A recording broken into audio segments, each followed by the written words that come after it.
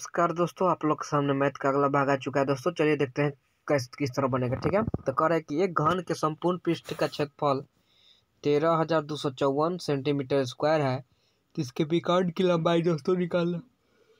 ठीक है, चलिए देखिए तो किस तरह निकलेगा। तो घन का संपूर्ण पृष्ठीय क्षेत्रफल तो क्या होता है, घन का संपूर्ण पृष्ठीय क्षेत्रफल का सूत्र क्या होता है, 6a स्क्वायर होता है। ठीक है, तो 6a स्क्वायर बराबर कितना हो जाएगा, 13,254।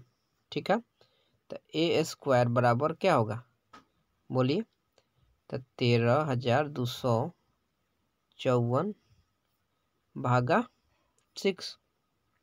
इसको कटाएंगे तो कितना आएगा, 6 दूनी 12 बचा 1 और फिर 6 दूनी 12 0 और 9 छक्का 54, 2209 आएगा।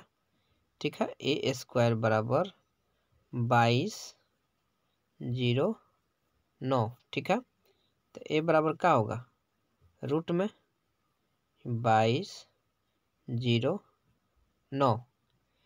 तो 2209 का वर्गमूल निकालेंगे तो कितना आएगा, 2209 का वर्गमूल निकालेंगे तो आ जाएगा 47 दोस्तों। ठीक है, आप लोग निकाल लीजिएगा वर्गमूल। तो अब क्या पूछ रहा है, तो पूछ रहा है कि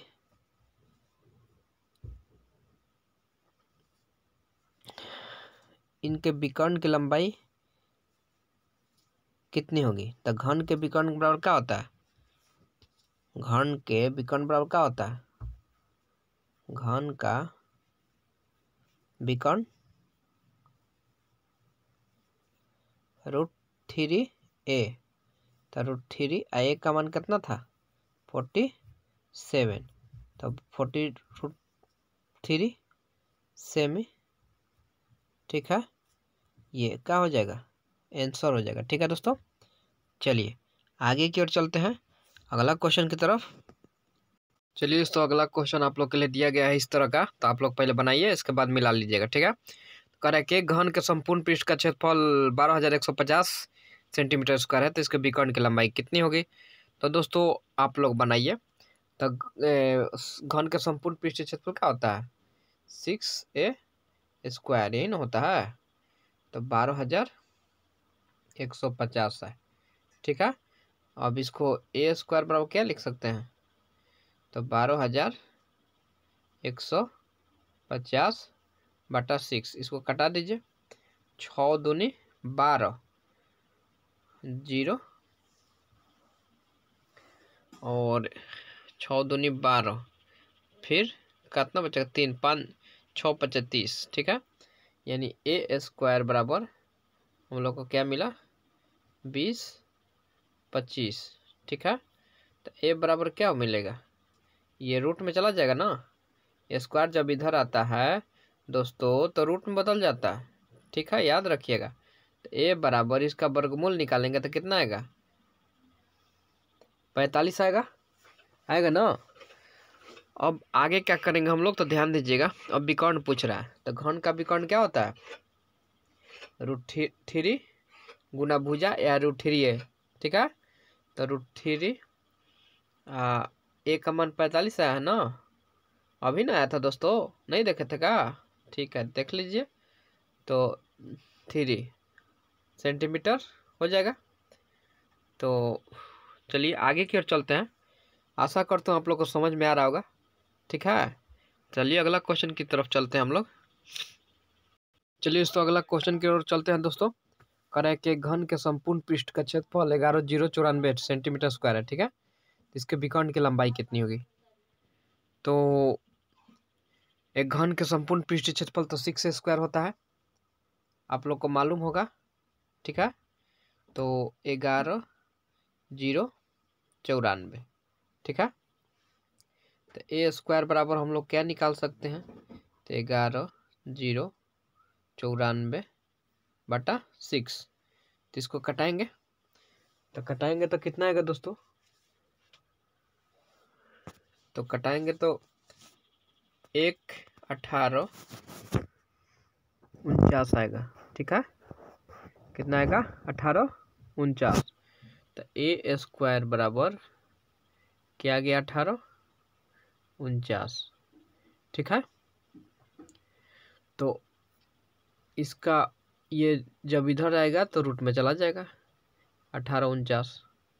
ठीक है, तो 1849 जो आएगा, अब ए बराबर इसका वर्गमूल निकालेंगे तो वर्गमूल कितना होगा 43 होगा, यानी 43 होगा।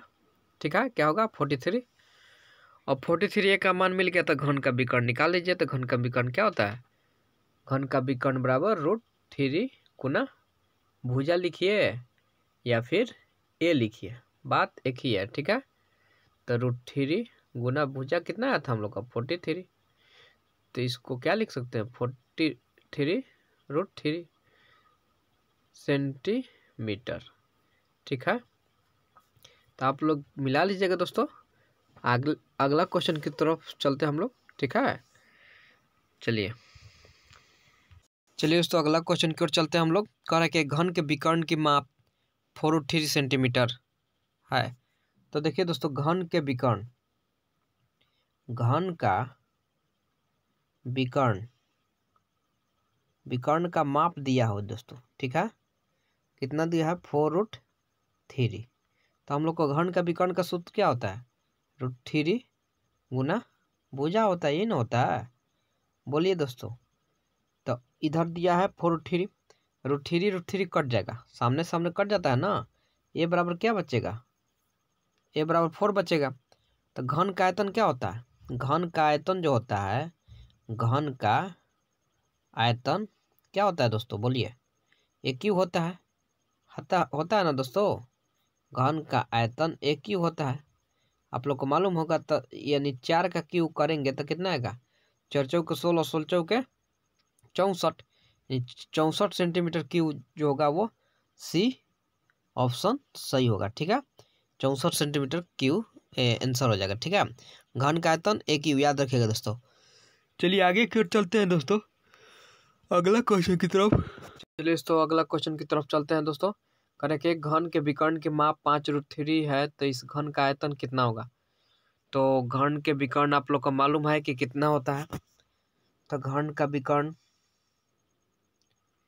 घन का विकर्ण का सूत्र आप लोग को मालूम है कि नहीं मालूम है। तो दिया हुआ है कितना 5√3। घन का विकर्ण कितना क्या होता है सूत्र, √3 ए होता है, 5√3। √3 से √3 कट जाएगा तो ए बराबर कितना आएगा 5 आएगा। ठीक है, अभी कह रहे घन का आयतन कितना होगा। तो घन का आयतन क्या होता है, घन का आयतन क्या होता है सूत्र, ए क्यू होता है, ये ना। तो ए क्यू मतलब कि कहने का मतलब 5 के क्यू, तो कितना आ जाएगा 125। तो 5 के क्यू करेंगे तो कितना आएगा 125। तो 125 जो होगा वो क्या हो जाएगा दोस्तों, आंसर हो जाएगा। ठीक है, चलिए आगे की ओर चलते हैं अगला क्वेश्चन की तरफ। दोस्तों आगे की ओर चलते हैं। कह रहा है कि घन के विकर्ण के माप 3 सेंटीमीटर है, तो इस घन का आयतन कितना होगा। तो आगे ध्यान दीजिएगा दोस्तों, कहने का मतलब है कि घन के विकर्ण की माप, तो घन का विकर्ण का सूत्र आप लोग को मालूम है क्या होता है। घन के विकर्ण बराबर दिया हुआ है दोस्तों कितना, √3, यानी सूत्र क्या होता है √3 गुना ए या √3 गुना भुजा भी बोल सकते हैं दोस्तों।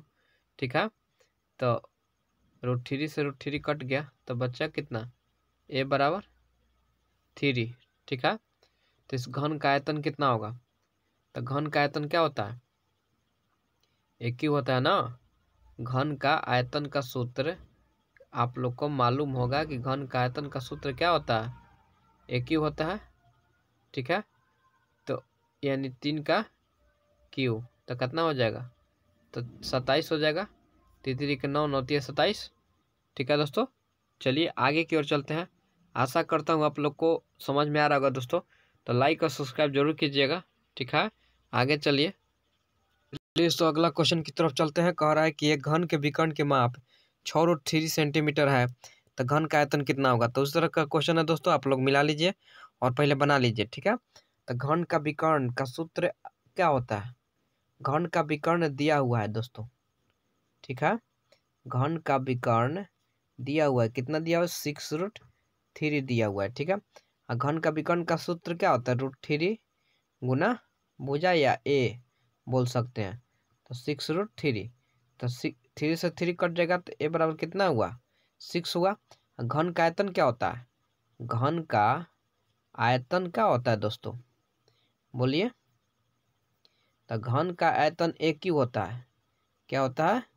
ए क्यू, यानी 6 के क्यू।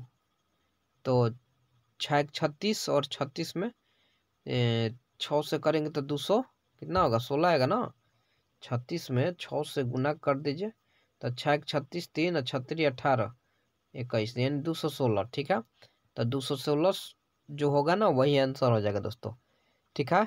चलिए तो आगे की ओर चलते हैं अगला क्वेश्चन की तरफ।